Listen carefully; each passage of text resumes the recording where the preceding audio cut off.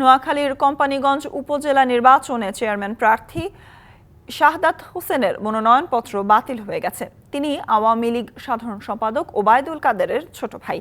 তৃতীয় ধাপে উপজেলা নির্বাচনের মনোনয়নপত্র বাছাইয়ে হলফনামায় মামলা ও আয় বিবরণী তথ্য গোপন করায় তার মনোনয়ন বাতিল করা হয়। শাহাদাত হোসেন ছাড়া বাকি ৩ জনের মনোনয়ন বৈধ হয়েছে। আপিলে তার মনোনয়নপত্র বৈধ হবে বলে আশা করেন শাহাদাত হোসেন।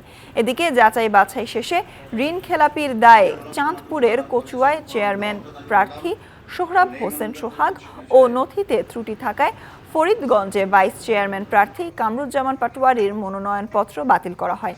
২৬ জনের মনোনয়নপত্র বৈধ ঘোষণা করেন রিটার্নিং কর্মকর্তা। এছাড়া ঝালকাঠির রাজাপুরে কাগজপত্র ত্রুটি থাকায় চেয়ারম্যান পদে ১ জন, ভাইস চেয়ারম্যান পদে ১ জন ও মহিলা ভাইস চেয়ারম্যান পদে ১ জনের মনোনয়নপত্র বাতিল করা হয়েছে। অন্যদিকে কাঠালিয়া উপজেলা চেয়ারম্যান পদে ৫ জন, ভাইস চেয়ারম্যান পদে ৬ জন এবং মহিলা ভাইস চেয়ারম্যান পদের জন্য ৫ জনের মনোনয়নপত্র বৈধ ঘোষণা করা হয়। ১, ২, ৩ ঢাকায় জমি জিতে নিন ১০০% ক্যাশব্যাক সহ ২০ কোটি টাকার পুরস্কার।